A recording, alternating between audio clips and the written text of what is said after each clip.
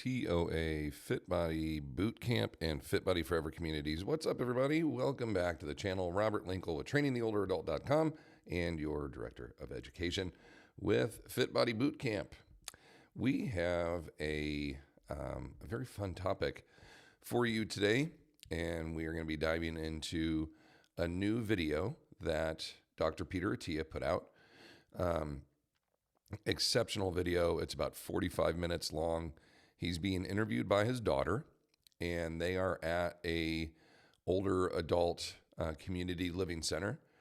And I'm guesstimating, they never show the audience, but he continues to talk to the audience and address everyone. So I'm assuming there's, 30 to 50-ish people in this room with him. He continues to kind of pan the crowd while he talks. But this was such an inspiring talk, number one. It addresses all of these extremely important topics, and I made an entire presentation to go right along with it, which I would love to, and this is what we're going to be pursuing. And if you're anyone anywhere even close to us or near us, I would like to be able to come out and do this presentation, Defining Longevity, based off of this talk to our community centers nearby, our retirement communities, our older adult living centers, our assisted living centers, because I just think this presentation is an extremely important topic to get into, and he crushes it. I mean, he just crushes everything that you really need to know. So I have a sound clip or two, but for the most part, we're just going to be, kind of discussing this as we work through. If you want a little statistical info on me, basically I started in 1999 as a certified personal trainer. Got my bachelor's degree in kinesiology in 2005, my master's in 2008, and have been volunteering with the NSCA and other organizations over the last 15 plus years, and currently working with the foundation, the NSCA's foundation that does grants and fundraising and such. So I've been working on one of their committees recently as well.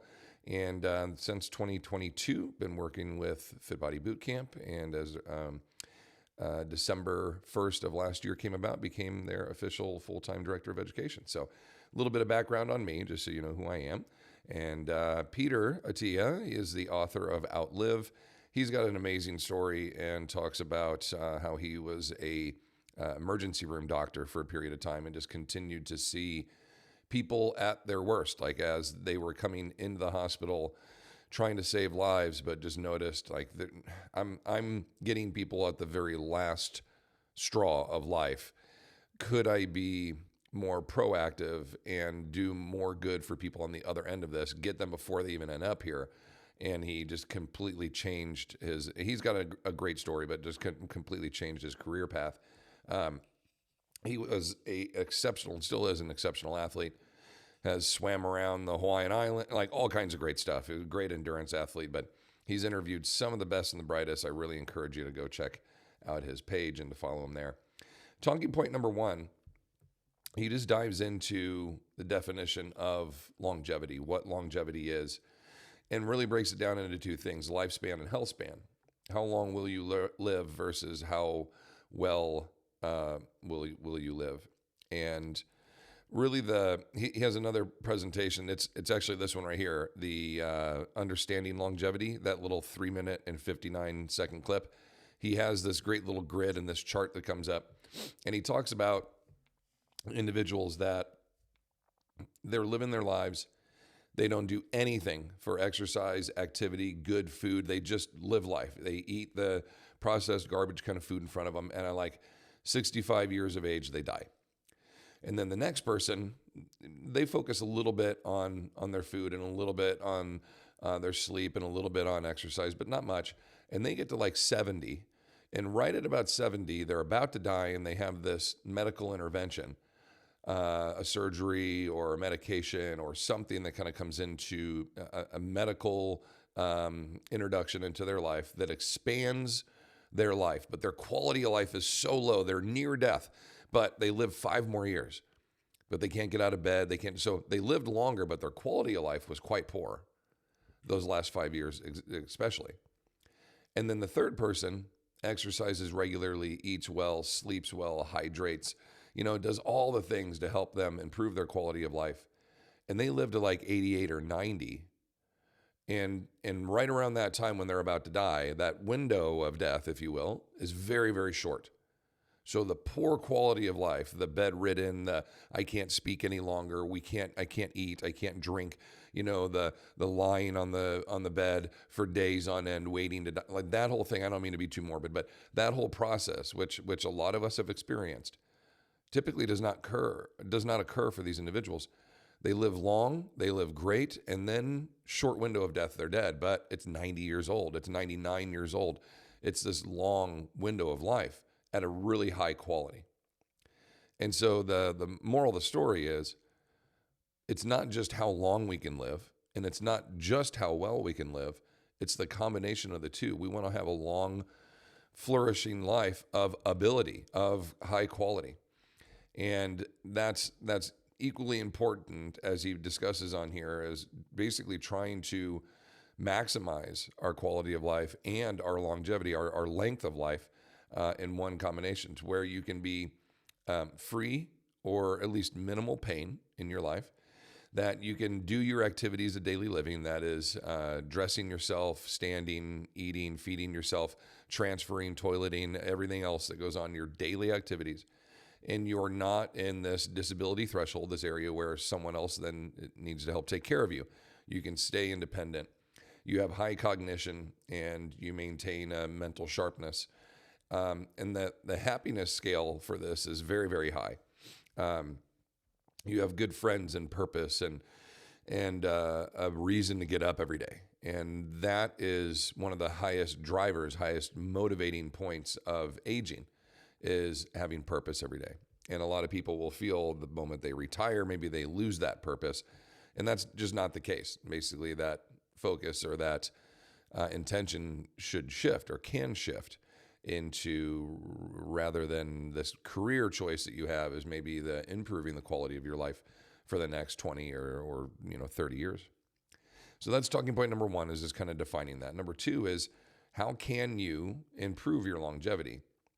And Peter talks about, ideally it'd be great if we could get in a time machine and go back and, at 20 years old, start to introduce resistance training and proper eating and good sleep priorities, etc.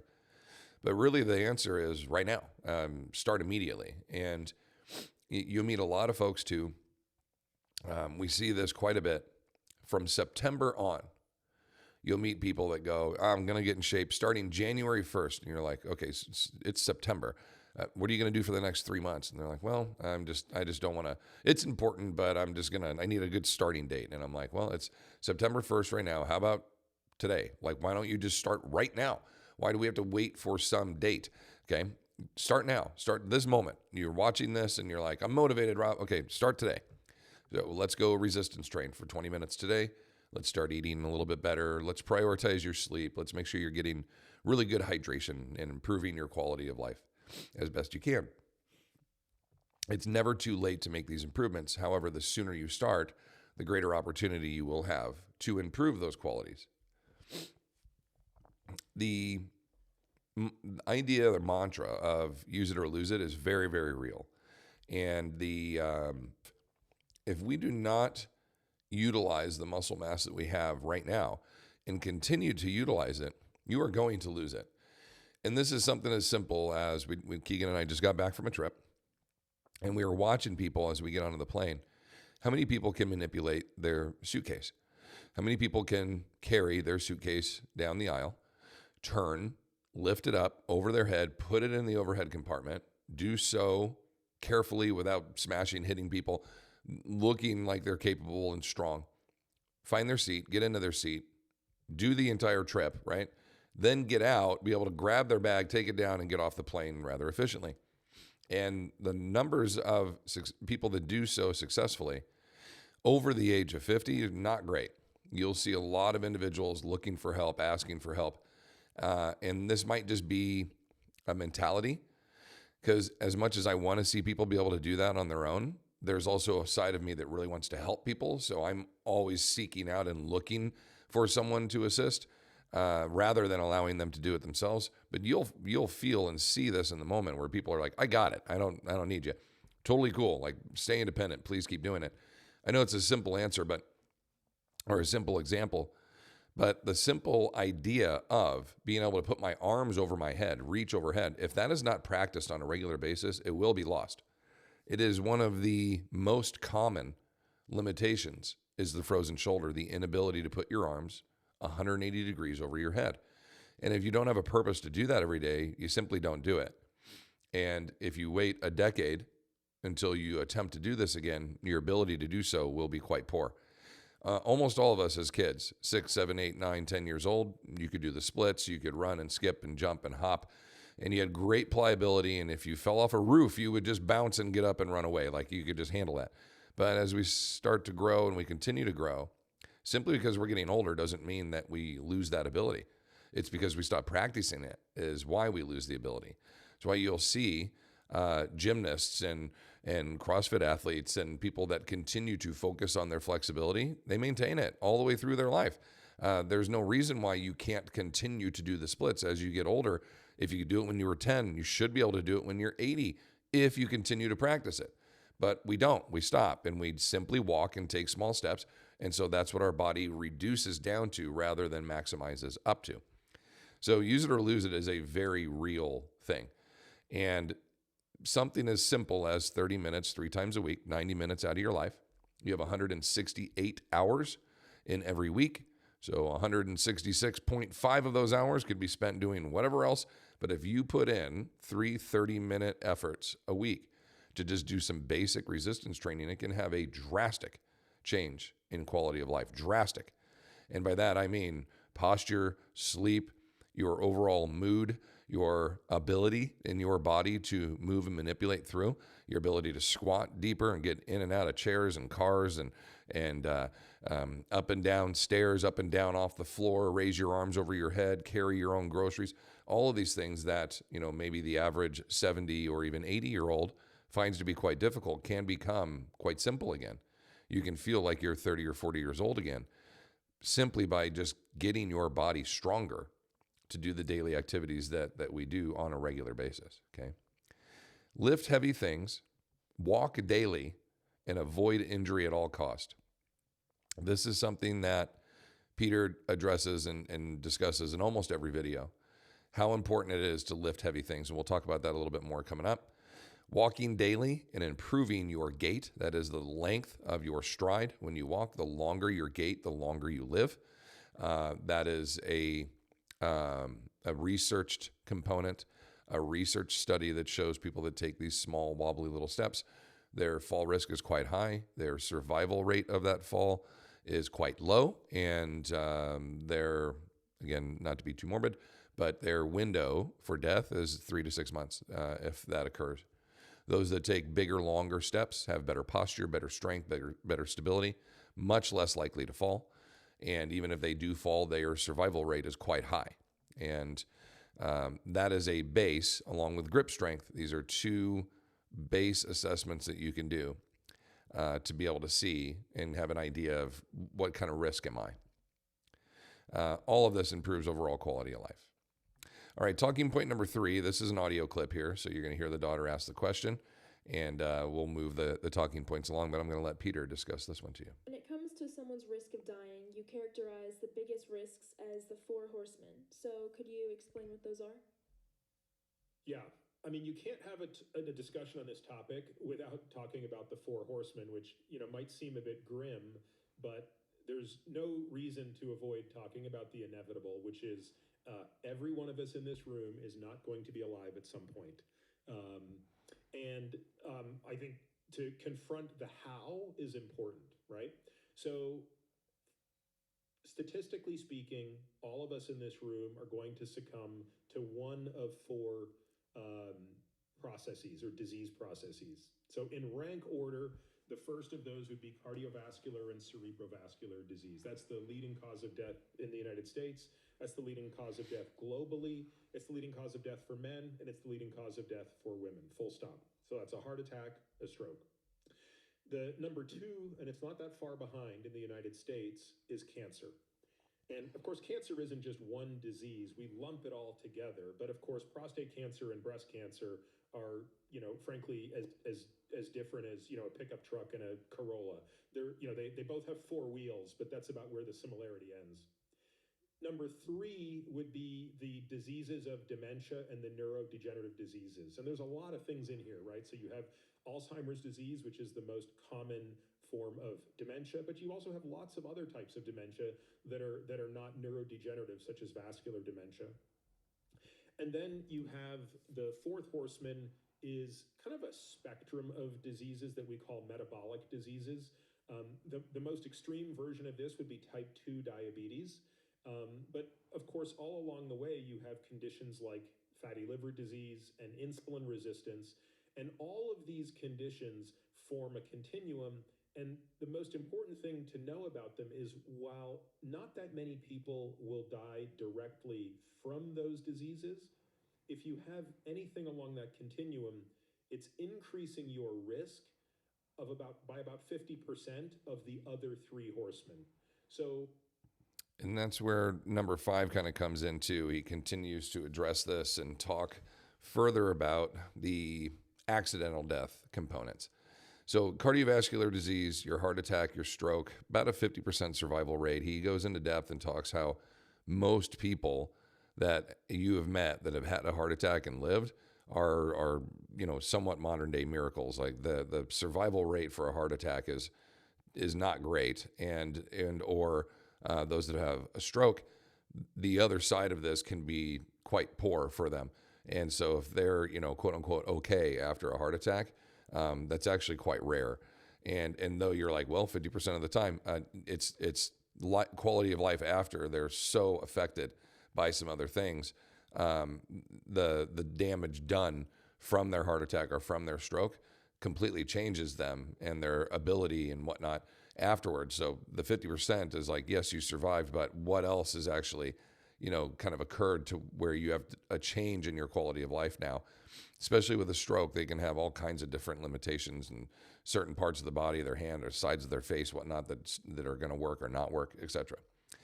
Breast cancer for women, prostate cancer for men are the big, focuses there, as he was talking about, both cancers, but quite different. Dementia and your neurodegenerative diseases, Parkinson's disease, etc., all kinds of Alzheimer's, etc. And then your metabolic diseases, type 2 diabetes is a big one, the fatty liver, insulin resistance, etc. A lot of that based on the foods that we eat and the lack of exercise leads into all that. So number 5, and he talks about this as being kind of the fifth horseman, if there was one, is accidental death. For youth, their accidental death by far is overdose, and a close second was car accidents. For individuals middle age, and he says, for my age, he's 50, I think 53, something like that, is overdose as well. And then for older adults, so 65 and older, is falls. And basically that occurs because we have multiple different muscle fibers in our body. We have a type 1 muscle fiber, which is slow but very well endured muscle, which means it can contract slowly and consistently over and over and over again. This is musculature used when you're walking, when you're standing. My posture right now, the muscles on the backside of my body are holding me up. These are type 1 fibers that are activating and are well endured to just be on and to hold me the entire day. They can do this. Type 2 fibers are split up into 1A and B, and those fibers are more dynamic and they're very explosive and they're quick. And so someone throws a ball at you and you put your hand up really quick to block your face. That's a type 2 type muscle fiber reaction. And it's not a different muscle. It's just the different fibrous material of that muscle and how reactive it is. And so basically we have these type 2 fibers. And if they're not trained, they don't really go dormant. They just don't react as well as they did when you were 20. Well, if you don't train them, then they're not good when they're 30 or in a 40, and they just keep getting worse and worse and worse.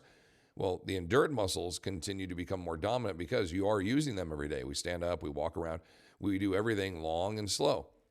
So if you don't do anything short and quick, explosive, power-based movements, those muscle fibers basically start to kind of go dormant. They start to fade away, and their reactability is not high. That's why if somebody steps on their own shoelace, takes a step, and starts to fall, they could look like a tree timbering.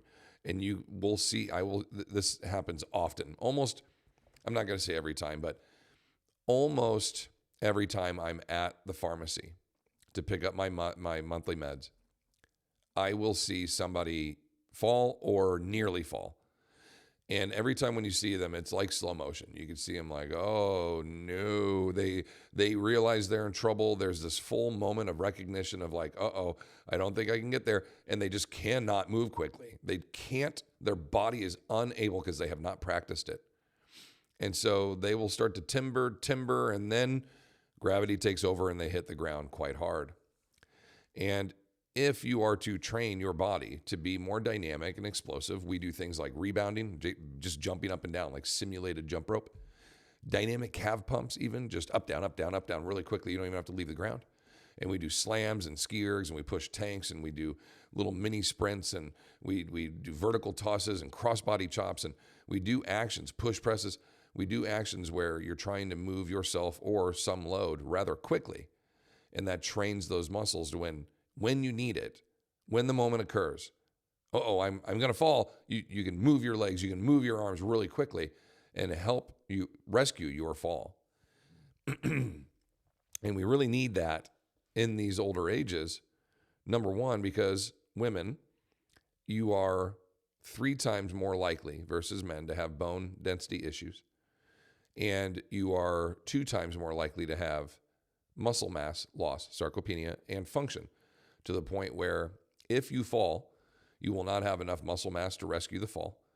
When you hit the ground, your bones will break, and your ability to rehabilitate after that is quite low because you don't have the muscular strength to help rebuild back. And so because you are now bedridden or chair-ridden, your desire to stay alive is quite low. And that's where the mortality rate then starts to just climb up. And because you're not moving, you don't have the desire, et cetera, any other disease that's present in the body, whatnot, all of that rises to the top. And next thing you know, 3 to 6 months later, that might be it. So women fall more than men times 2, and women fall more than men twice. Why did I put that up there twice? Double your pleasure, double your fun. Double mint gum. I think that was supposed to say that they have the bone density component in there as well. Obviously, a good typo there for me. All right, let's move on here to number 4. This is Belinda Beck, and he talks about Belinda. There's a whole episode. As you can see, there's a screen grab from it. You can check out Peter's page. You'll be able to watch this interview with her. But she famously did the Belinda Beck Lift More studies. And though Lift More sounds like you're lifting more, it actually is an acronym for lifting intervention for training muscle and osteoporosis rehab for men. And that started off, they did another one for women. And the female version of this was extremely successful and has kind of taken the world by storm. So what we know now is that we don't want people to fall. And there are very key ways in how to do that. And even if you do fall, to survive the fall by bouncing, not breaking. And the Lift More studies basically took a large chunk of women, 65 years and older, who all had bone density issues, and had them do either leg press or deadlifts, overhead presses, pull downs or jumping pull-ups if they could, box squats, that's basically a sit to stand, and loaded carries. So that's 1, 2, 3, 4, 5 lifts.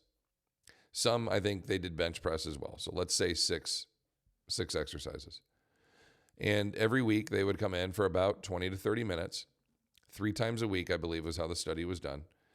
And they saw increases in bone density, which has really never been done before in a study. Almost every study on bone density in older individuals, the success of the study was that bone density didn't get worse. It just stayed the same. And so that's been kind of the motivation for us over the years let's just not lose more lose more bone density. Let's not lose muscle mass as we age. But nobody really looked at it and thought, can you take people that are 65 and over and increase their bone density, increase their muscle mass? Well, that would be quite difficult, wouldn't it? Well, the individuals had to lift really hard. They had to lift upwards of 85% of their maximum reps, their maximum 1 rep max.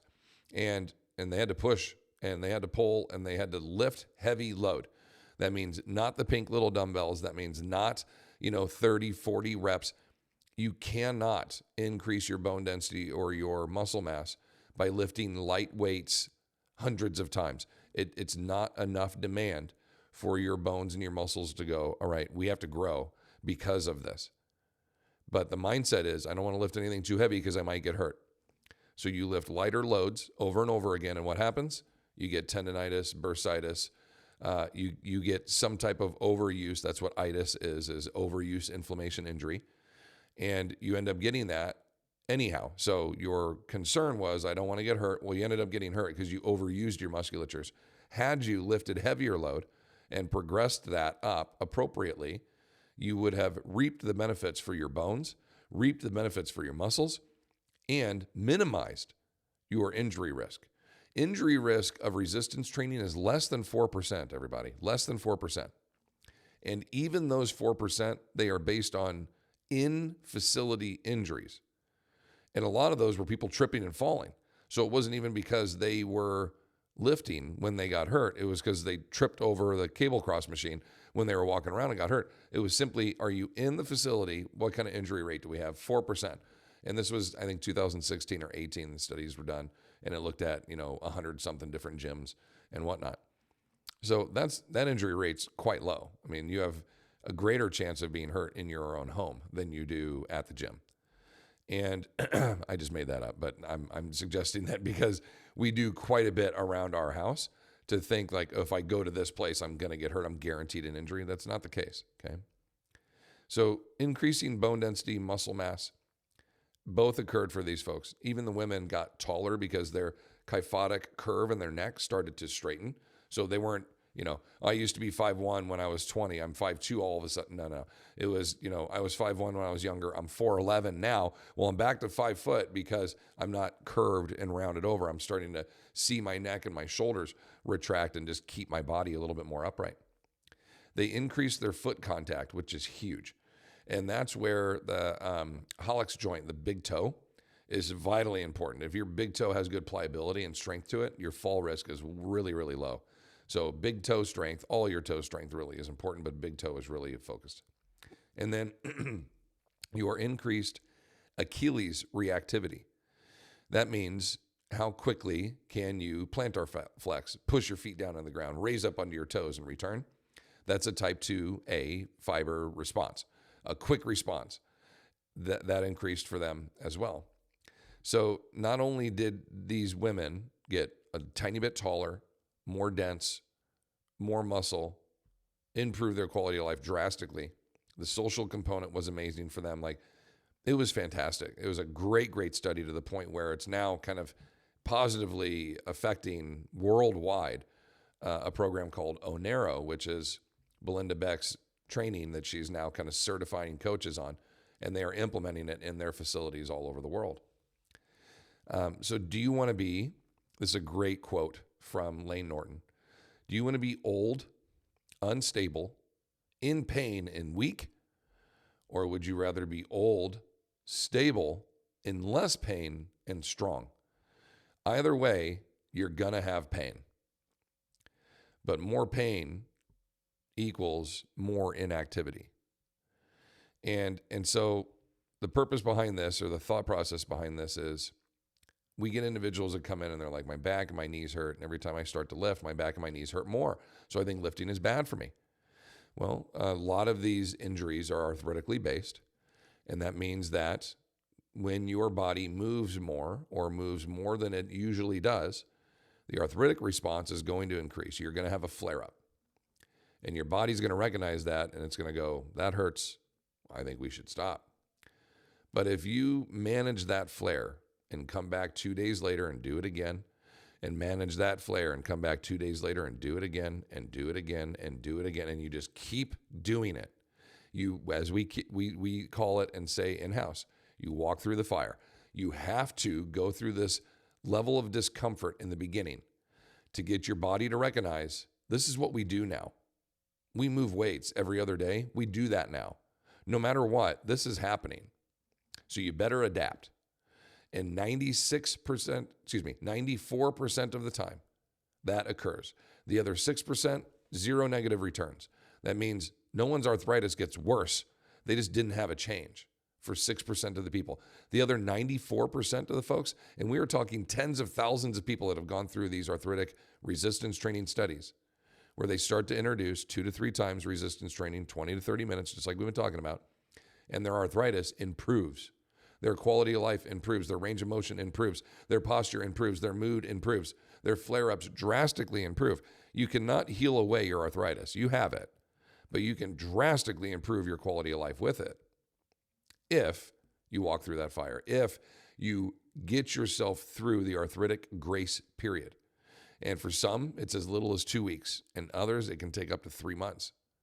So those studies will show that 2 to 12 week period where you have to continue to keep coming. But people will start to train. They'll get 2 weeks in, and then they'll stop. Oh man, my shoulders are really flaring up. I just can't do it. Oh, this is really hurting me. My doctor told me I should stop lifting weights. My shoulders are really flared up. It hurts. If you just stayed in for 1 more week, 2 more weeks, just kept going, let your coaches start to manage and not avoid your shoulder pain, but find ways to continue to train your shoulder that doesn't aggravate it as much. Your body will adapt. Strength gains will occur. And next thing you know, the arthritic response becomes a little less and a little less and a little less. So this works for the majority, 94% of the folks out there. I think the chances of it working for you are quite high. And I would really encourage you to do so, because either way, what's the option? I'm going to get older and become a greater fall risk, and I'm going to have pain, or I'm going to get older, I'm going to be less of a fall risk, have a better quality of life, and still have a little bit of pain. Either way, you're going to be in pain. So what other option do you want? Do you want to be old and frail and weak, or do you want to be older, stronger, more independent? This really comes down to, are you willing to put in 90 minutes a week to try to make this huge quality change? And this is where you'll see people that are 75, 80 years old, and they're fit and they're capable and they can still jump and skip and move around and run and get up and down off the ground. And you're like, oh, look at those outliers over there. No. They're not outliers, okay? That's how you're supposed to age if you stay active. That's how you're supposed to look if you stay active your entire life. The old individuals that are all curved over, that can barely walk and that are unable to get up and down stairs, they can't get in and out of a car without help from someone else. Those are the outliers. These are individuals that have not trained. They have not stayed active throughout their 50s and 60s, and now in their 70s can't get up and down out of a car, can't get up and down off the floor, can't raise their arms over their heads. That's not normal aging.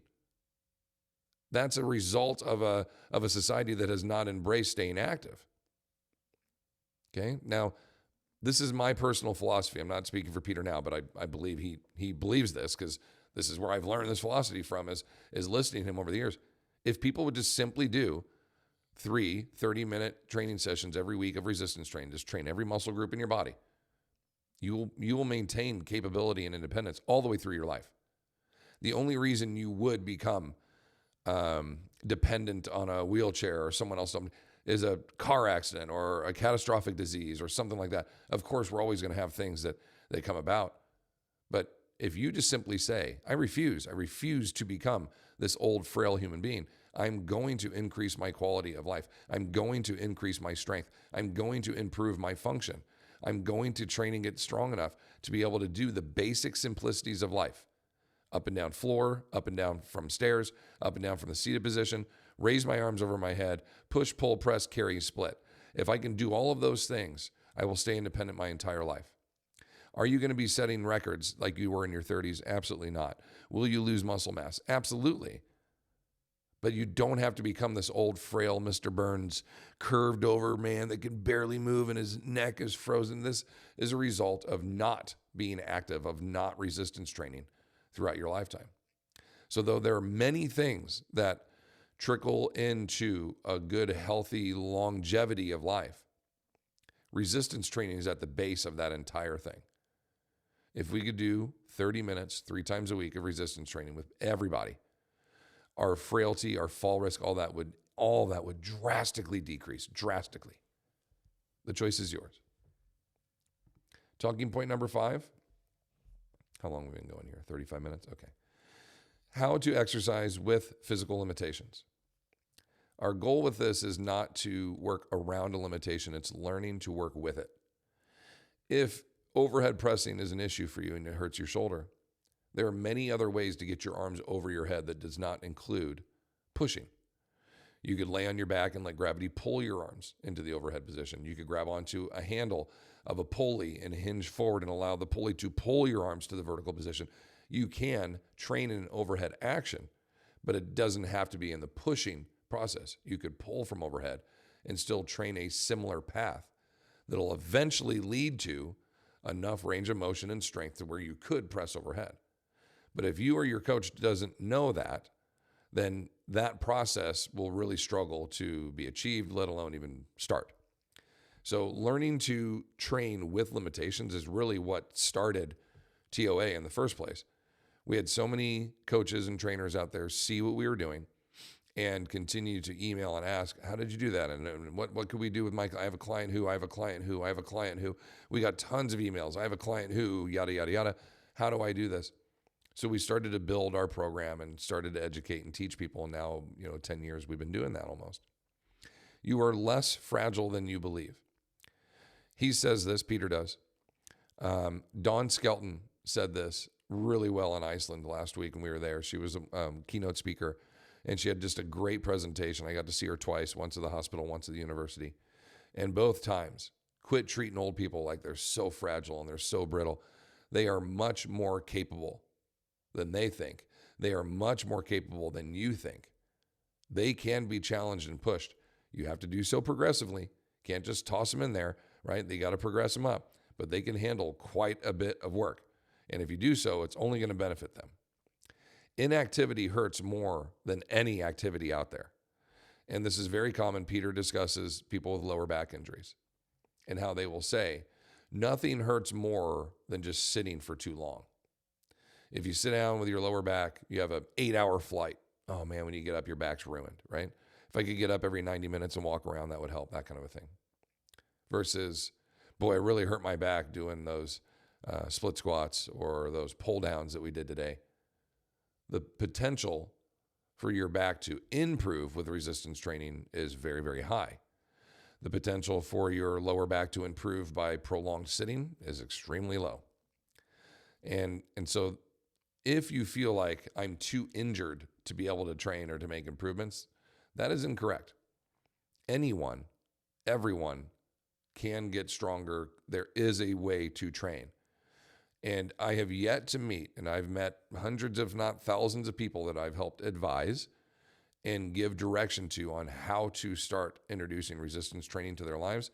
I've yet to meet someone where I was like, well, you're just too injured to lift. And we're talking people that are bedridden, that can't move their legs, that only can do their arms. And we started with spoon bicep curls, like literally the basic simplicities of, can you feed yourself? Well, let's load the implement holding in your hand and practice bringing your hand to your mouth. Like, as simple as that is, it's a level of improvement, and it can be trained. It does not matter what your limitation is. You can make improvements by learning to train with that limitation, not around it. When you train around limitations, the limitation does not change. It doesn't improve. You're actually leaving it behind and creating a bigger gap than had I addressed it and just found other ways to improve it. And that may be the opportunity or time for you to find somebody to help you do that, okay? Most feel better after being active. The hard part is finding what exercises works best for you and causes few flare-ups. This is very accurate. Joint replacements work really, really well. I have 3 of them. Had my left hip my left hip replaced in 2016 in June. I had my right hip replaced in September of 2016. I had 7 dislocations within a 24-hour period. Just one big one that got me to the hospital, and then every time they put it back in, it just continued to pop out. And so later in that day, 24 hours later, I had a full revision, so I had a 3rd joint replacement, basically, to have my right hip redone. And I'm happy to report that almost 10 years, 9 years now, I've been squatting and lunging and twisting and pushing and rucking and doing everything that we do. Rucking is loaded walking for all of you out there who don't know that. Okay, wear a backpack and go walk around the neighborhood. Great way to improve your bone densities, ladies, especially for you. Vests or backpacks all work really good. But joint replacements are fantastic. And a short-term rehab is worth a long-term improvement in quality of life, a long-term ability. I had a client that, his name's Steve, needed to get both of his knees replaced. And he thought, should I do the one? It's going to be a long rehab, 3 to 4 months, and then I'll do the other one. It's another 3 to 4 months. Or should I do both of them and just kind of knock it out in one? And he decided to do both. And I went to see him the day after his knee replacements. Went to the hospital to see him. And he goes, this is miserable. This is the biggest mistake. Why did I do this? I'm so disappointed. I'm in extreme pain. I can't believe I did this. We came back 2 days later. So basically day number 3. The pain had subsided. And he goes, I'm so glad I did this. I'm glad I did it all in one shot. This has been much better. And I can basically rehab for 2 to 3 months now and be good the rest of my life. Okay, 50-year-old man getting both of his knees replaced. Now, that mindset is really what you need. If you're going to get a joint replacement, so many people, I can't spend a month and a half off my feet. I don't have the time to do. You're not guaranteed anything. You're not guaranteed tomorrow. So if you're 50 and you need a joint replacement, and you're like, I'm going to wait till I'm 65. In the next 15 years of my life, I'm just going to be miserable and deal with this pain. And I can't resistance train. I can't walk and I can't because it hurts. So you're going to basically say, for the next 15 years of my life, I'm going to be more miserable, rather than saying, let me take the next 60 days, get this joint replacement, improve my quality of life. And for the next 15 years, I'll be good. I'll be great, actually. Because constant nagging, irritating pain, it does more than just hurt your hip, people. It hurts your mood. It hurts your sleep. It hurts everything. Okay? Joint replacements, even like that, it affects everything. Your sex life, everything. These are life-altering experiences. I had, in the back of my mind, 95% of my day, can my back and my hip handle whatever I'm about to do? Always. It was always in the back of my mind. Trips, car rides, to the store and back. Is my back going to hurt? Can I do that? Can I carry the groceries? These are not things that 30-year-olds typically worry about. This was on the top of my mind constantly. And my hips would hurt. I'd have to push on them with my thumbs all the time to try to stop the nerve signal of pain to my body, to my brain. If I could just push on it and stand up, my hips wouldn't hurt through this range. This is an extremely poor quality of life. So I'm going to wait. My first doctor said, let's wait till you're 50. I'm like, I'm 36. Are you for real? I have to wait till I'm 50? I have 14 more years of living life like this? What if 14 and a half years from now I die? I just spent the last 14 and a half years being miserable with my family? Are you kidding me? How about we rehab for the next year, next month and a half? And then I'm good. And then whatever else happens, I'm okay. I'm not a miserable human being anymore. Joint replacements work, people. And I encourage you to embrace it heavily. Having had 3 of them and 14 other surgeries, they improve your quality of life drastically, okay? Drastically. So if you were pending a shoulder replacement, an elbow replacement, a knee replacement, a hip replacement, if you're at the point now where it's like, yeah, I think I need to have that done, I really encourage you to do so because it improves your quality of life drastically, okay? Again, I'm not a doctor. I don't know everybody's situations. I'm just telling you from my personal experience, I was a miserable human being and I could do hardly anything. And it changed my life for the better drastically, okay? Talking point number 6, dietary concerns as we age. Some people, as they get older, they don't eat enough. Some eat too much, like myself. It's most important to make sure you're getting enough protein, okay? As you age, your body's ability to process amino acids, which is protein.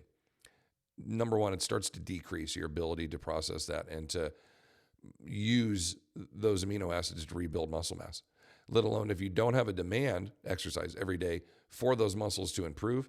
Not only are you not going to create a stimulus of your musculature, you don't have the protein to actually feed that process. So as you get older, the emphasis on getting more protein into your body is a high, if not the highest priority. You really need to do so. And sometimes if you're not a big eater, that can be quite difficult to do. So supplementing in, and that's to the term of the word, meaning I cannot do it naturally. So I'm going to use a supplement, right? A whey protein drink, bars, a vegan protein drink, whatever you want to use, oat milk, soy, whatever. As long as you're able to get protein in on a daily basis, that would be ideal. And basically you need 1 gram of protein for every pound of your body weight. So I'm 250 pounds. I need 250 grams of protein every day. And if you're resistance training and trying to get more muscular, I encourage you to probably increase that a little bit more than your body weight. But if you're getting, I'd say at least 75% of your body weight in grams, that would be fine too. But really encourage you to try to get as much protein in your body on a daily basis as you can. Peter's doing a little repeat workout here where he has his body weight on this hex bar, and he carries for 30 seconds and then he rests for 30 seconds. And he's carrying this downhill and then uphill. And you can see he continues to put his hands on his hips, his hands on his thighs when he gets done, because this is exhausting. It's quite difficult to carry your body weight only. But this 20 times is an exhausting workout. So you're doing 20 minutes worth of work while you're carrying back and forth. Well, 10 minutes of work, 10 minutes carrying, 10 minutes of resting as you repeat this over and over again. Very, very difficult. But the demand of this, deadlifting like he's doing here in that picture, this is how we get our bodies really, really strong. Carrying, deadlifting, and pulling are the 3 things that really address our daily demands. So you'll grab something, pull it towards you. You'll hold on to it after you've now picked it up. You'll carry it somewhere else, and then you'll replace it, put it down. We do that hundreds of times a day. And our body really has a hard time hanging on to our muscle mass here if we're not feeding it the protein that we need to do these daily demands on the regular. So, of course, fat and carbohydrates are important too, but really place your emphasis on protein as you age. This is highly encouraged by many, many folks. Lane Norton, Mike,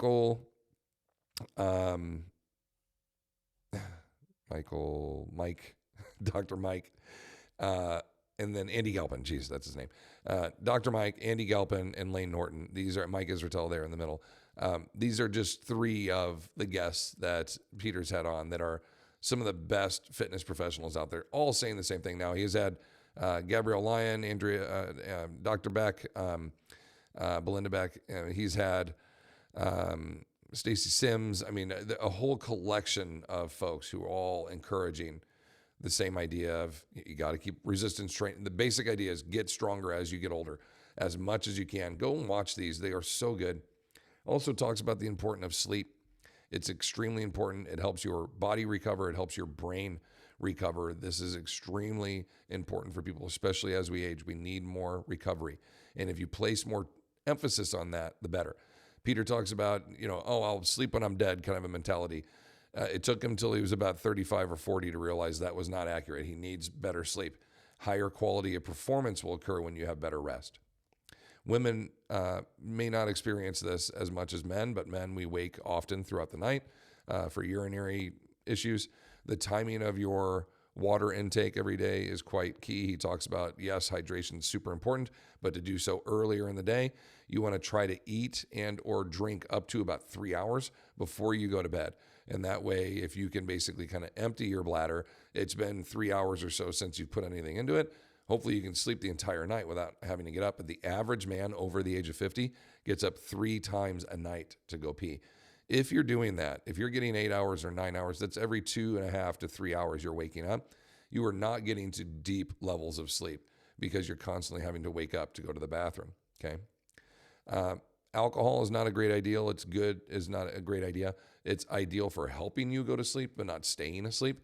So he talks about a couple of different studies that address that. The colder the room, the darker the room, the more consistent you are, especially with waking, but with going to bed as well, The more consistent you are, the better your sleep routine will be. It's just like anything else. If you're like 4 a.m. is my workout time, I'm done by 5, I'm consistent, I've got a 15-minute warm up, a 45-minute workout, a 5-minute cool down. There's my hour and 5 minutes that I do every day.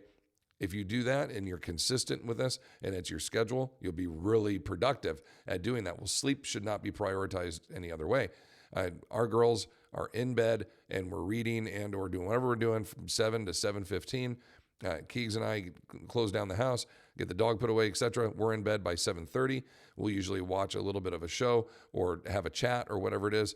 7:40, 7:45, I'm asleep. She'll usually stay up till about 8:30 or 9. She'll read or watch a show or whatever it is. And then I'm up at 2:15. So I go to bed as early as I can. 7:30 is ideal for me. So I get 8:30, 9:30, 10:30, 11:30, 12:30, 1:30, 2:30. I get 7 hours of good sleep, which is what I need. I could use like 8, would be fine for me. But anything longer, I'm a little achy if I've been laying down for too long. So I know my number and right where I'm good. And then on the weekends, I might get a little bit more. I might get 8.5 hours. But often I'll wake up in the middle of the night and I'll get up and walk around a little bit and just try to loosen my body up and then go back to sleep and get another 4 or 5 hours of sleep. This is consistency that you have in there. And it really helps you find a pattern that works well. And you just have to figure out what that is. We definitely sleep better when the room is cold. And I need a little white noise. I have a fan on next to me, next to the bed. It's not actually pointed on me to cool me. It's literally just for the noise. And as dark a room as you can. Lights, night lights, all that stuff, it all just deters and distracts, even with your eyes closed. That's why it's so difficult to sleep when it's light outside.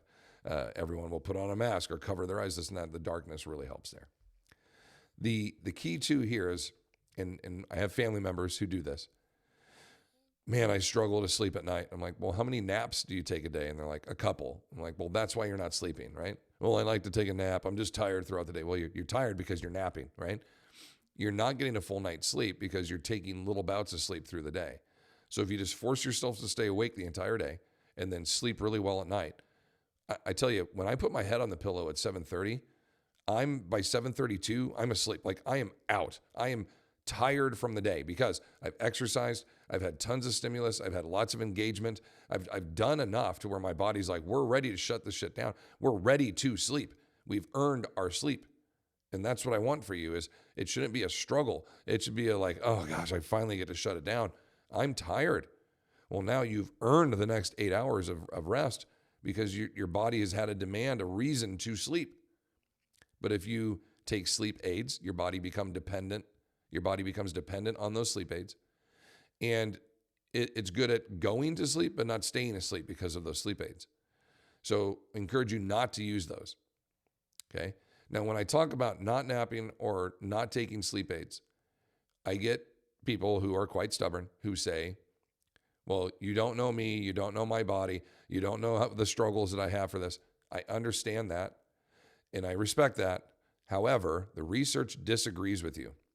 And the majority of people who force themselves to stay awake, do not nap, and remove themselves from their sleep aids, learn to go through a pattern, and it takes a couple of days to establish that, of broken, poor sleep, etc. But eventually, if you're not napping and not using a sleep aid and you're active every day, eventually your body's going to get tired enough to shut it down for 8 hours and sleep. And if you colden the room, if you darken the room, if you find the most efficient and effective supports for your body while you sleep, I have 2 pillows that hold my knees shoulder width apart. I have a comfort-forming pillow under my neck. I have 2 other pillows stuffed into one pillowcase that I hug when I'm sleeping to keep my shoulders square. That's what I need. I need 5 pillows when I sleep. That's what I need. Other people have anti-shoulder squish pillows. Their arms go through it. Others have the big question mark pillows that go around their back, around their head, that wrap around their hips and whatever it takes. Do it. If it costs you money to cool your house so you can sleep in a 65-degree room at night, do it. Your sleep is important. The beds that have heaters and coolers that blow into them, use those. I know they're expensive, but your sleep is important. This is a big priority, okay? If you want to sleep well, if you want your brain to continue to function well, if you want your body to be able to perform on a daily basis, you need to sleep well. Sleep has not been a priority for most of us as we age. And that story has to change. And I am here to tell you that I'm on board. It took me a while. I had the same mentality. I'll sleep when I'm dead. Like I got too much to do, right? Too many things to do, too much stuff. I'll sleep when I'm dead. I'll get 3-4 hours of sleep every night. Can't do it. It just doesn't, it does not work long term, and it causes more harm than good. Give yourself a reason to be tired, exercise. Some research does support the use of ashwagandha on a regular basis, not to help them as a sleep aid, but as a regenerative supplement while sleeping. And they will report how good they feel after taking that and going to sleep. Talking point 8, we have 2 more to go here. Emotional health. Build in a system of friendship. You need people in daily engagement. We do not do well being, secluded away from other individuals, not having a circle or engagement with folks. We don't do well on our own for long periods of time, people in general. So you need to have engagement in your life. And this also gives you purpose and reason to be engaging. And so the, ornery, old, grumpy individuals that continue to kind of push people away are typically doing so because they're unhappy and their quality of life is not high. So to avoid becoming that individual, improve your quality of life, and that will attract others to you. And that way you're enjoyable to be around. My in-laws are extremely enjoyable people to be around. I love them dearly. They exercise daily. They prioritize their health, and they are doing things on a daily basis to improve themselves. And because of that, they are enjoyable individuals to be around. We have great conversation. They're just great folks. But I'll meet other individuals, and I'll just be like, man, you're an ornery old individual person. And they're like, yeah, I'm lonely. And my family doesn't come around very often. I'm like, well, you're not, I don't say this to them, but it's like, you're not a terribly enjoyable person to be around. So that's probably why, right? You have to start with yourself is my point. You have to improve your quality of life, and then others will want to be around that as well. And I would rather be a Clint Eastwood type individual who's 90 years old, who still exercises every day, a Dick Van Dyke individual who exercises every day and is 90 years old. And you're like, man, the guy's still dancing. They're still fun. They're still engaging. They're cognitively with it. Like these are people that attract others to them because of how vibrant they are. And you're like, what an outlier, right? Oh, they're a one-off. Not really. They're just being active and taking good care of themselves, just like any 20 or 30-year-old would do. They're just doing it at 80 and 90. Like the system shouldn't change. Nothing should change because you're quote unquote old now. Like that's just garbage. Get rid of that mindset. Just because you're quote unquote old now, like you're retired. So now what? You have to sit down when you exercise. You have to knit. You have to play shuffleboard. Fuck all that, man. Live your life, man. Live your life. Live it how you've been living all the way up to this point. You travel, you're engaged, you're doing stuff, you're being active. Just because you're old doesn't mean you can't do those things anymore. This is all mindset. I've told the story before. I'll do it real quickly. Lady came into our gym. He said, this is where all the older people train. And she goes, I said, yeah. And she looked around and she's like, squat racks, bars, kettlebells. Where are all the chairs? I'm like, where are the chairs? And she goes, yeah, older people, they sit down when they exercise. Where are the chairs? I'm like, yeah, we don't do that here. And she goes, this isn't the right place for me. And she starts to back away. And I said, well, hold on. How old are you? And she goes, well, I'm 65. I just retired. And I said, what did you retire from? She goes, I was a farmer. I said, did you do a lot of sitting down when you were farming? And she's like, no, I was active constantly. We were picking things up, carrying them, wrestling animals and carrying buckets and doing physical labor, fencing, this and that. A very demanding job my whole life. I'm like, then why would I do you the disservice of saying, well, now come in and sit down? I'm going to help you get old and disabled by doing that. Really, it's like just change wrestling cows and pulling on fences with cables and kettlebells. Keep doing what you're doing.